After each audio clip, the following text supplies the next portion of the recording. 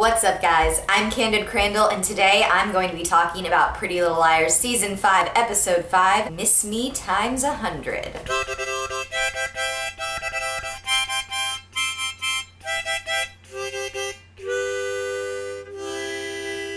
You know the drill. If you haven't seen the episode yet and you don't want me to spoil anything for you, pause this video right now and come back after you have seen the episode. First and foremost, a huge congratulations is in order to the entire cast, crew, everyone involved with Pretty Little Liars on 100 episodes. That is a huge accomplishment. Hannah's talking to Travis about being anxious about going into school with Allison the next day. It is pretty much expected that I'm going to go and I'm going to have to walk down the hall with her and everyone will just think that I'm one of Allie's puppets again. Travis points out, people know who you are, Hannah. She's like, really? Because lately I don't. Ezra and Aria are hanging out. Aria is talking about how she still feels really upset over Shauna. And Ezra tells her that she's doing this to herself. She's literally driving herself crazy and she just needs to stop. I am totally in agreement with Ezra on this. The more that you are talking about it and thinking about it and like looking things up on the computer and calling to make anonymous donations, the more chance of it coming back to you.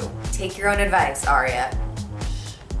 Ezra says that he wishes he could fix this for Aria. You know Ezra, he's probably like spinning in his brain, how can I use my creepy surveillance equipment and family name and money to fix this? It did happen in the Fitzgerald theater. While Ezra and Aria are walking around town, they see Allison talking to someone who is in a car. We don't get to see who. And we hear just a slight snippet of her conversation where she's like, I'll figure it out. I think it's a little weird that a girl who was supposedly kidnapped and held hostage for 2 years would just be wandering around late at night by herself in Rosewood. She tells Aria and Ezra that the person who dropped her off was someone that works for her dad because she needed to come by and get some paperwork for school. He was working and couldn't take her. Allison asks Aria and Ezra if they are on a date, and together at the same time they both say no.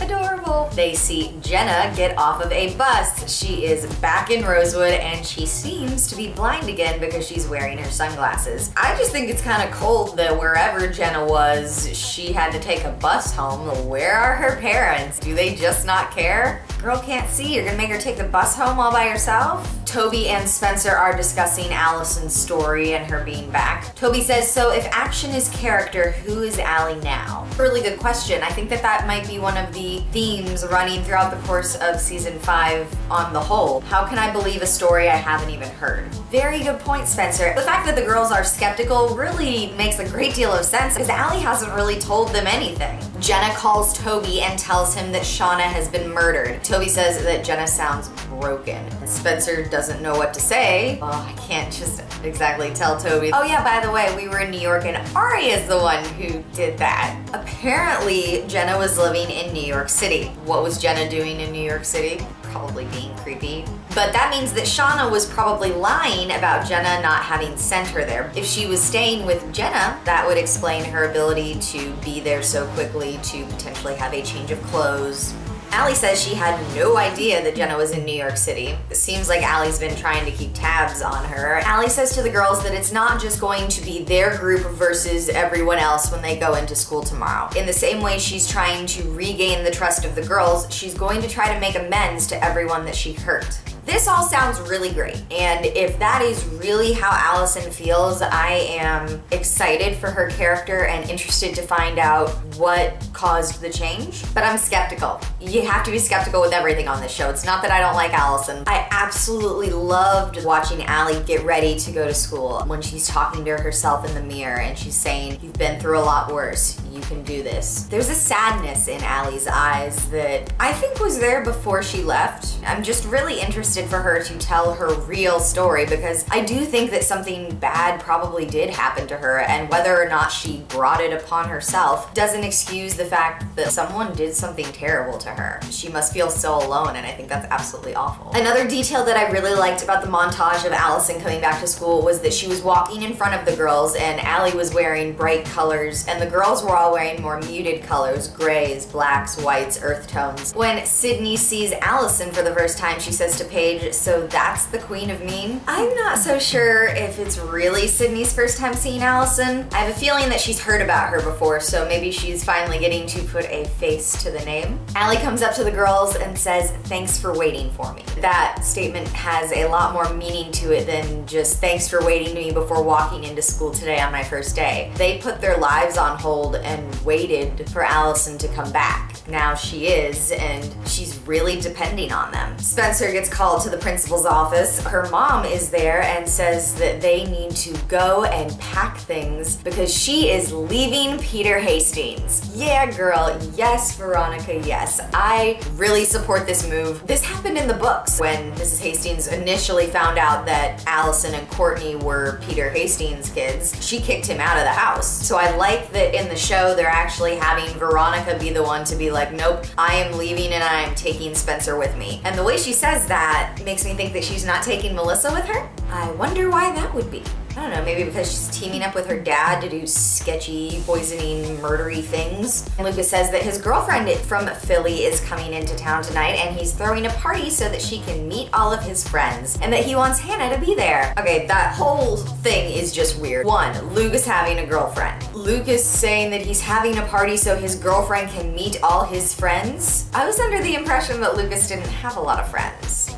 Red flags everywhere on this, but for whatever reason, Hannah decides to go. Mrs. Hastings is helping Spencer pack a suitcase. They're going to go to a hotel and she wants to be out before Spencer's dad gets home. Veronica tells Spencer that Peter did drop her off at a spa, but she never checked in. She was meeting up with a private investigator that she hired to look into Peter and Melissa and their whereabouts on the night that Mrs. De Laurentiis was killed. Peter and Melissa said that they were at a diner on the night that Mrs. De Laurentiis was murdered, but the private investigator found out that was a lie. We don't find out where they were, but we find out that they definitely were not at the diner that they told Mrs. Hastings they were at. Sketchy. Veronica says to Spencer, "I thought your father and I had an understanding that we would never involve you in all of the..." And then she trails off and starts to cry and doesn't tell Spencer what she and Mr. Hastings agreed not to involve their kids in. It seems like Veronica thinks that Peter has involved Melissa. That would totally explain why Veronica is not planning on bringing Melissa with her. Aria wants to go over to Jenna's to talk to her about Shauna and tell her that she's sorry for her loss.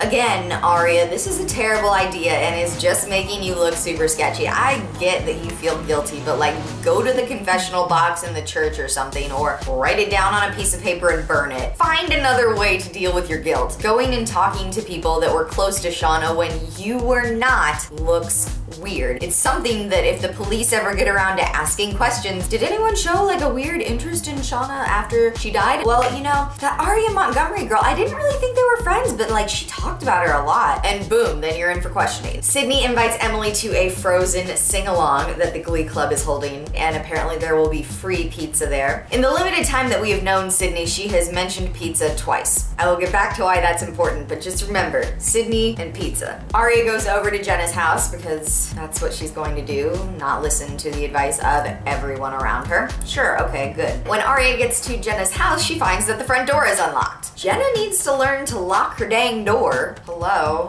Aria finds Jenna crumpled up on the floor of her room crying. Jenna's like, "Is someone there?" Aria doesn't say anything. When she sees how much Jenna is crying, I think she loses her nerve, which is a good thought. It's that part of your brain that you should definitely listen to more, Aria. I do feel really bad for Jenna. She looks extremely broken, and I don't doubt that she truly loved Shauna, but that doesn't make me trust her anymore. In fact, it makes me trust her less because I feel like whenever Jenna is hurt, that's when she lashes out the most. Emily gets Allie and Paige together to talk things out. Ooh, dang girl, this is intense. But also a really good idea. I think it's probably the best thing that Emily could have done because she's kind of been put in the middle of these two people. Allie apologizes to Paige. Not sure if it's genuine.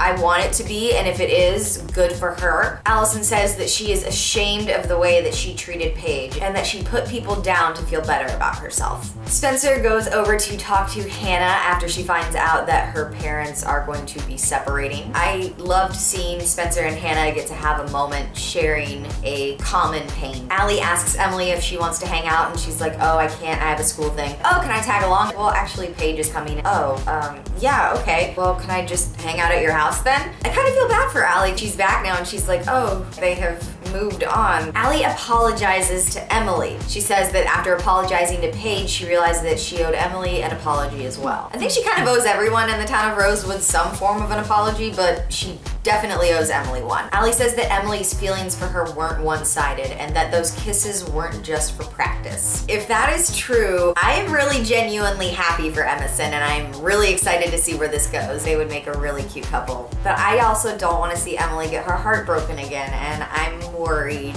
Hannah finally runs into Caleb at the coffee shop, and it is super awkward because she's getting 2 coffees and one has Travis's name on it. Hold up, Caleb. You have no right to say anything to Hannah about seeing someone else after you left her for a dead girl. Hannah is drunk at Lucas's party and she keeps trying to call Caleb, but he will not pick up the phone or return her calls. Hannah asks Lucas where his girlfriend is and he's like, oh, I don't see her. And she's like, are you sure she's even real? And then Lucas implies that she totally is because they're doing it. I don't know how much of that is real and how much of this is just the fact that he knew that he could get Hannah to come to a party if he said that his girlfriend was going to be showing up, because she just would have to see for herself. Paige and Emily are talking about Jenna before the Frozen sing-along, and Sydney's like, oh, who's Jenna? She's totally lying. We'll get there. Allie leaves Emily's house and notices a car that is following her. I really think she needs to start carrying around a pair of more practical shoes. She can't be wearing high heels all the time and running around Rosewood away from people. She's gonna twist her ankle. The big question is, who is driving the car following Allison? But it can't be Lucas because he's at the party with Hannah. It can't be Sydney or Paige because they're at the sing-along with Emily. It can't be Jenna because Jenna is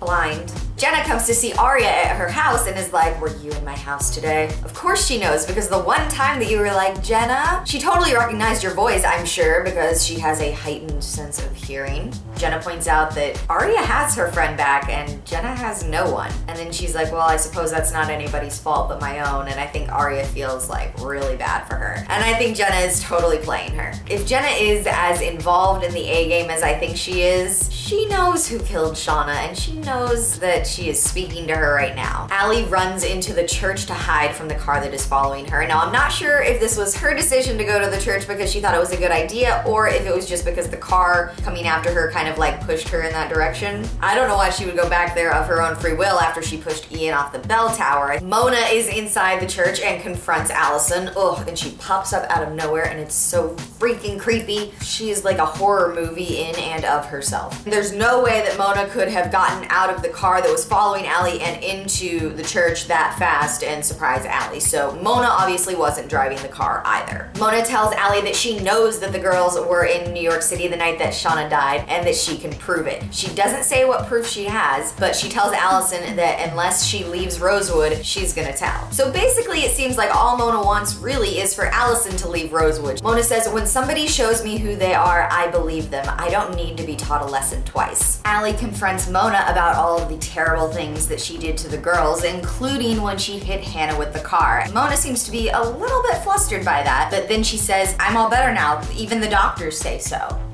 I don't know about that. Let us not forget that when she was in Radley, she was also not taking her medication when everyone thought that she was doing well. Allie says, you're scared because you know it's not going to take me long to win over your army of losers. I made you loser, Mona, once, and you know I can do it again. I think that Allie should be careful about who she's threatening because I don't think she's really met this Mona yet. Girl is really, really smart and has a lot of free time and seemingly very little parental supervision. Mona slaps Allie across the face. Oh, dang. And then Allie decides to slap Mona back because that's what you do, apparently. When Mona slapped Allie, it doesn't leave any mark on Allie's face, but when Allie slaps Mona, it definitely leaves like a cut on her cheek. I don't know if Allie was wearing a ring. Allie meets back up with the girls after her confrontation with Mona, and she says she doesn't think it was a coincidence that all of the girls were busy and away from her that night. I wouldn't put it past Mona and her army to do something like that. The girls ask Allie what happened after Mona slapped her. Allie lies and says that she just stood there and stared at her. I think in that situation, if you'd been like, I slapped her back, I don't think any of those girls would have judged you for that. But the fact that you're like, oh no, I just stood there and didn't do anything. Like you're making yourself out to be this victim when you hit her back and you kind of provoked her. You called her loser Mona. Mona deserved the slap, certainly, but gotta be honest about that stuff. Emily spends the night at Allison's house. Yay, Emerson's sleepover. Allie says to Emily, do you remember what I said to you when I pulled you out of the barn? When they were looking for Dr. Sullivan and Emily got trapped in the barn with the car that was going, so she was going to die from the fumes, and then Allie pulled her out and she thought she was hallucinating. Allie is confirming for us that that was actually real. Arya goes over to see Ezra and she's brought pie. And every Ezra fan knows what pie means. Arya says to Ezra that she really thinks that Jenna actually loved Shauna. Allie talks about how Jenna was probably just manipulating Shauna, but Arya really thinks that Jenna loved Shauna. Maybe that's just the card that she's playing right now. I don't think we can ever fully know with Jenna. She's got the best poker face because she's allowed to wear sunglasses all the time. Ezra shows Arya his scar, and I died. The scar was a little creepy, but the abs next to it, pretty happy about that. And clearly Arya was too, because they totally start making out. Yes. We cut over to Emily and Allison, and they make out too.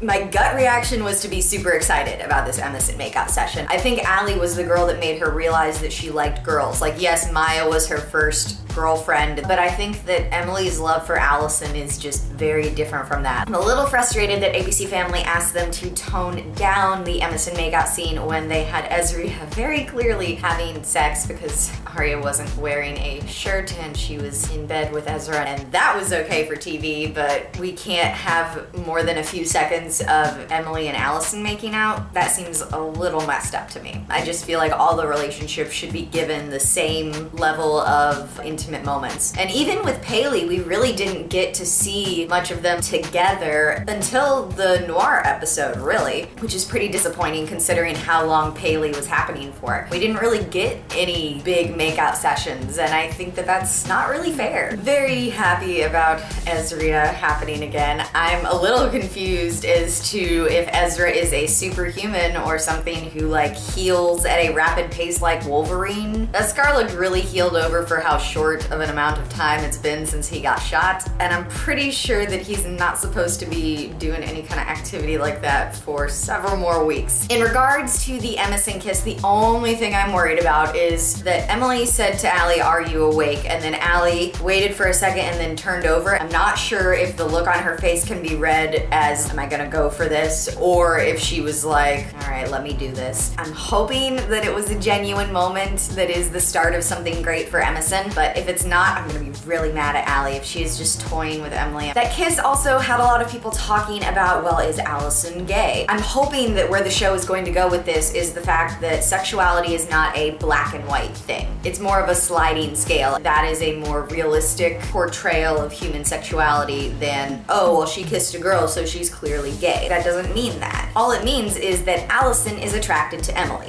And I don't think it's fair to try to categorize Allison as, well, is she straight or is she gay? Because she doesn't have to be either one of those. I'm sure she struggled with the idea of being labeled a lesbian. I mean, we see how difficult it was for Emily when she first came out. Allie confronts Mona at school and Mona is like, I don't know what lies she's been telling you. Allison attacked me last night. Oh, Mona. Mona has apparently been showing everyone at the school a video that she has of Allison slapping her and saying that it'll be easy for her to win over Mona's army of losers and that she can make her loser Mona again. For someone who is walking around saying that she's changed and is trying to make amends, that video makes it look like maybe she's not. I think that Mona totally played her, trapped her, tricked her into doing that, so I don't necessarily think it's indicative of who Allie is trying to be, but Mona still made her look pretty bad, and those words did come out of Allison's mouth, so whether it was in a moment of anger or not, Mona caught it on tape and she showed it to everyone. The girls don't seem very happy with Allison for having lied to them because they were going in there backing her up when they're looking at this video and seeing that in fact she slapped Mona. Allie says, that is the last time I underestimate that bitch. Yeah, you think? You should have said that after she ran you out of Rosewood. Mona is dangerous. With a capital A. Allie keeps saying to the girls, Mona goes to all kinds of lengths to make us think things that aren't true. Remember when she planned that elaborate thing where you thought Toby was dead in the woods, Spencer, and you ended up in Radley? Time out for a second. How does Allie know about that? If Mona was the one behind Toby being dead in the woods, why would Allie know about that if she was on the run?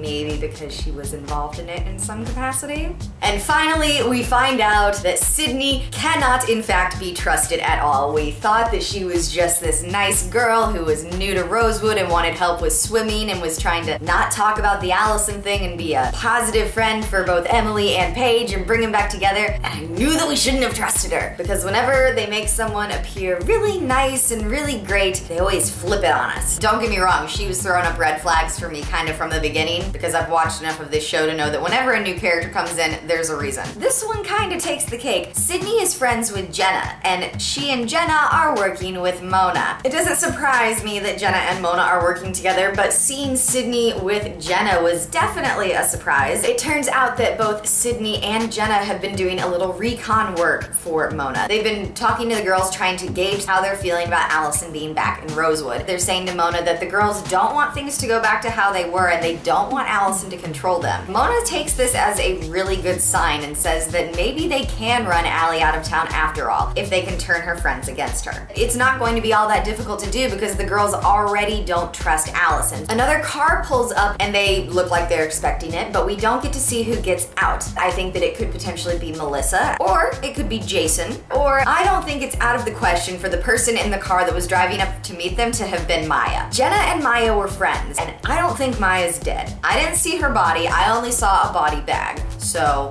I'm curious as to what Mona's real motive is for wanting Allison out of Rosewood. I think that there's probably something deeper than just the bullying. Hannah meets up with Caleb in the park. He says that he hasn't been returning her calls because he thinks that Travis is a good guy and he didn't come back to town to screw that up. Did you change your hair because Allie's back in town? Probably. And I think that that's a sign that out of everyone, Caleb really gets Hannah. As Caleb put it, he and Hannah are intimate. Emily is really mad at Allison for lying about slapping Mona. She is done with Allison lying to her, especially after Allie apologized to her and they kissed. I think Em is probably questioning if that was a lie too. The biggest issue is that out of all the girls, Emily used to trust Allie the most. I think the other girls saw that Allie was somewhat manipulative and controlling until Allison started rejecting Emily. Emily didn't see Allison as a manipulative person. Allie tries to kiss Emily and Emily says that that's not going to fix anything. Is she using this to manipulate Emily? I'm not really sure because it seemed like she was like, oh, Emily's mad at me right now. Let me kiss you and make it all better. An important news bulletin comes on. The Rosewood police have figured out the identity of who is in Allison's grave. Hallelujah, finally. I need to know who's in the box. It turns out that the remains that were found in Allison's grave were that of a girl named